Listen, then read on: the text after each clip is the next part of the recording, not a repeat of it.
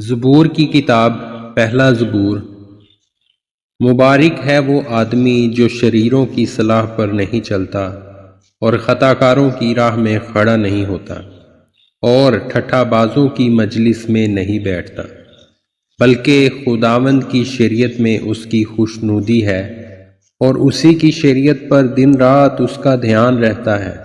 وہ اس درخت کی مانند ہوگا جو پانی کی ندیوں کے پاس لگایا گیا ہے، جو اپنے وقت پر پھلتا ہے اور جس کا پتا بھی نہیں مرجھاتا۔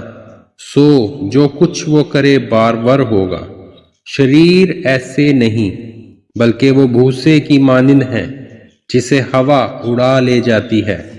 اس لیے شریر عدالت میں قائم نہ رہیں گے اور نہ خطا کار صادقوں کی جماعت میں، کیونکہ خداوند صادقوں کی راہ جانتا ہے، پر شریروں کی راہ نابود ہو جائے گی۔ آمین۔